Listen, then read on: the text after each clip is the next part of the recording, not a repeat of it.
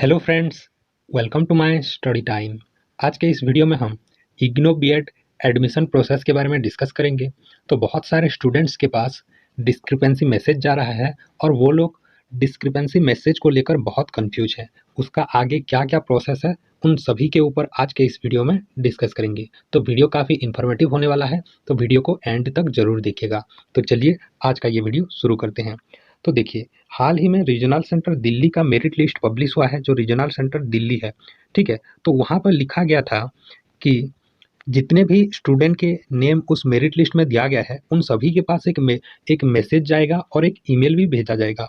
तो वहाँ पर जो मेल भेजा जाएगा, उस मेल में क्या है, डिस्क्रिपेंसी को लेकर उस मेल में लिखा गया है। जितने भी स्टूडेंट्स के डिस्क्रिपेंसीज हैं, वो लोग उसे रिमूव कर सकते हैं एक लिंक के जरिए। ठीक है, तो उनको उस लिंक भेजा गया है। तो लिंक ओपन करने के बाद क्या क्या प्रोसेस है, क्या क्या आगे प्रोसेस होने वाला है, इन सभी के ऊपर आज के इस वीडियो में डिस्कस करेंगे। तो वो जब उस डिस्क्रिपेंसी को क्लियर कर देंगे, तो जो रीजनल सेंटर वाले हैं वो लोग क्या करेंगे, फिर दोबारा एक मेरिट लिस्ट तैयार करेंगे जितने भी शॉर्ट लिस्टेड कैंडिडेट हैं उनको।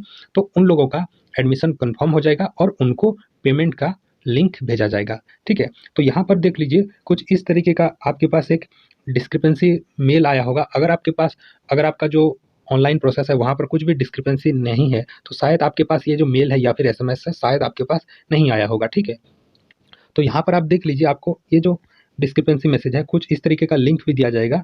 ठीक है, वहाँ जाके आप लॉग इन कर सकते हैं। लॉग इन कैसे करेंगे, आपके पास जब एंट्रेंस आपने अप्लाई किया था तब आपके पास एक आईडी है और पासवर्ड आपके पास होगा, तो उसी के जरिए आप लॉग इन कर सकते हैं। अगर आपके पास नहीं है तो आप अपना ईमेल चेक कीजिए, वहाँ पर शायद आपका जो ओल्ड मेल है वहाँ पर आपको मिल जाएगा। ठीक है, तो आगे देखते हैं।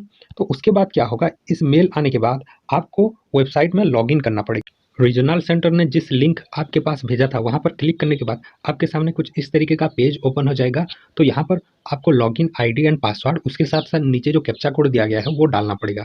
ठीक है, उसको डालने के बाद यहाँ पर एक नया पेज आपके सामने ओपन हो जाएगा। मैं फटाफट यहाँ पर जो आईडी पासवर्ड है वो डाल देता हूँ।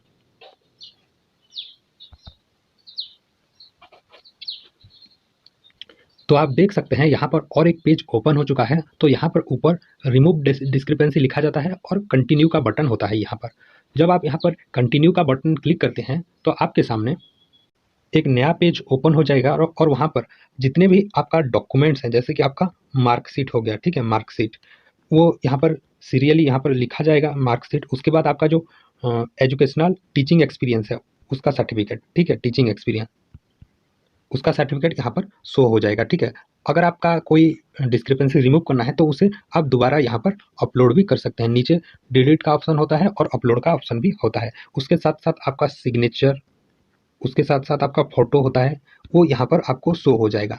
ठीक है, तो आपको मेल में जितने भी डिस्क्रिपेंसी रिगार्डिंग मेल आया है, जैसे कि आपका फोटो दोबारा डालने को कहा गया है या फिर आपका ईडब्ल्यूएस सर्टिफिकेट है, ओबीसी सर्टिफिकेट है, जितने भी सर्टिफिकेट आपको दोबारा डालने के लिए कहा गया है वो आप यहाँ पर अपलोड कर सकते हैं। ठीक है, तो ये तो हो गया डिस्क्रिपेंसी मैसेज। तो जब आप सभी डॉक्यूमेंट अपलोड कर लेते हैं, उसके बाद क्या होगा, उसके बाद कंटिन्यू करेंगे तो आपके सामने कुछ रजिस्ट्रेशन फॉर्म आ जाएगा। जितने भी डिस्क्रिपेंसीज हैं उसे कंप्लीट अपलोड करने के बाद यहाँ पर कुछ इस तरीके का पेज आ जाएगा और यहाँ पर जो कंटिन्यू लिखा है उसे क्लिक करने पर कुछ इस तरीके का आपके सामने ओपन हो जाएगा। तो यहाँ पर आप समझ जाएंगे कि आपका जो डिस्क्रिपेंसीज है वो कंप्लीट हो चुका है। डिस्क्रिपेंसी जो हटाने का प्रोसेस है वो कंप्लीट हो चुका है। तो अगर किसी के पास कोई भी डिस्क्रिपेंसी का मेल नहीं आया है तो उसका क्या होगा। ठीक है, तो बहुत सारे स्टूडेंट ऐसे भी हैं जिनके पास डिस्क्रिपेंसी का मेल नहीं आया है, उन्हें डायरेक्ट सब्जेक्ट सिलेक्शन एंड जो स्टडी सेंटर सिलेक्शन है उसी का लिंक आ गया है। वो लोग जब यहाँ पर लॉगिन करते हैं उनका सीधा जो subject selection and study centre selection का पेज ओपन हो जाता है। तो जिनके पास डिस्क्रिपेंसी का मेल नहीं आया है या फिर एसएमएस नहीं आया है, वो लोग जब लॉगिन करते हैं तो यहाँ पर उनका प्रोग्राम डिटेल में कुछ इस तरीके का इंटरफेस शो होता है, जैसे कि आप देख सकते हैं। तो यहाँ पर वो लोग क्या कर सकते हैं, ये जो रीजनल सेंटर है एंड एग्जाम सेंटर चॉइस है, ठीक है, वो यहाँ पर उसे डाल सकते हैं। ठीक है, उनका जो चॉइस ऑफ स्टडी सेंटर है वो यहाँ पर फिल कर सकते हैं। बहुत सारे स्टूडेंट के पास डिस्क्रिपेंसी का मेल नहीं आया है, लेकिन ये जो लिंक है वो उनके पास गया है। ठीक है, वो लोग जब लॉगिन करते हैं तो ये जो स्टडी सेंटर है एंड सब्जेक्ट्स है वो लोग चूज कर पाते हैं। ठीक है, तो यहाँ आप देख सकते हैं नीचे और भी ऑप्शन है, जैसे कि यहाँ पर आप जो स्टडी सेंटर है वो सभी सिलेक्ट कर सकते हैं एंड आपका सब्जेक्ट मीडियम भी आप सिलेक्ट कर सकते हैं। उसके बाद आपके सामने कुछ इस तरीके का पेज आ जाएगा। तो यहाँ पर सभी प्रोग्राम के आपका जो फर्स्ट ईयर में होने वाला है, ये सभी प्रोग्राम आपका फर्स्ट ईयर का है, तो ये सब आपके लिए कंपलसरी है फर्स्ट ईयर में।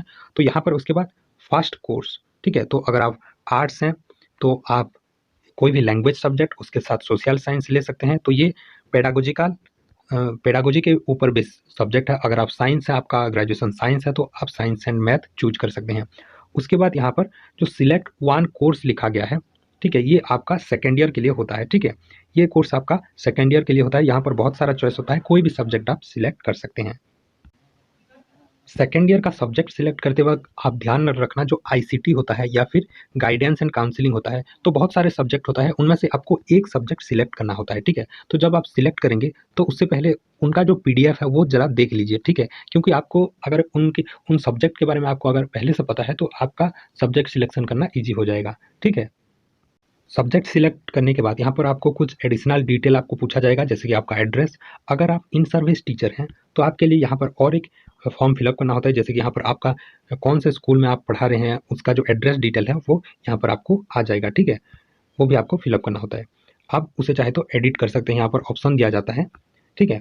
तो अब देखते हैं उसके बाद क्या क्या प्रोसेस है। उसके बाद क्या होता है, जो आपका कंप्लीट फॉर्म है एप्लीकेशन, आप जब कंप्लीट करेंगे, आपके पास डिस्क्रिपेंसी हो गया है, उसके बाद स्टडी सेंटर सिलेक्ट हो गया है, तो जितने भी डॉक्यूमेंट आप अपलोड किए हैं वो साइड में शो हो जाएगा। उसके बाद जब आप एक्सेप्ट एंड सबमिट करेंगे तो आपके सामने कुछ इस तरीके का रजिस्ट्रेशन फॉर्म आ जाएगा। सभी प्रोसेस कंप्लीट करने के बाद अगर आपने डिस्क्रिपेंसी का जो मेल आया है उसे कंप्लीट कर लिया है, तो आपके पास दोबारा मेल आएगा सब्जेक्ट सिलेक्शन एंड जो आपका स्टडी सेंटर सिलेक्शन के लिए आपके पास मेल आएगा। अगर आपके पास डिस्क्रिपेंसी का मैसेज नहीं आया है और सीधा सब्जेक्ट सिलेक्शन का या फिर जो स्टडी सेंटर सिलेक्शन का मेल आया है, तो अगर आप वो भी कंप्लीट कर लिया है, तो आप जब लॉगिन करेंगे तो आपके सामने सीधा ये जो रजिस्ट्रेशन फॉर्म है ये वाला पेज ओपन हो जाएगा, ठीक है। तो रजिस्ट्रेशन फॉर्म में आप देख सकते हैं अभी तक आपका जो स्टडी सेंटर अलर्ट किया जाता है वो अलर्ट नहीं किया गया है, ठीक है। यहाँ पर जो गैप है वो आप देख सकते हैं, ठीक है। उसके बाद क्या होगा, अगर दोबारा मेरिट लिस्ट आता है तो वहाँ पर जितने भी स्टूडेंट का कंफर्म है उनका नाम आ जाएगा, ठीक है।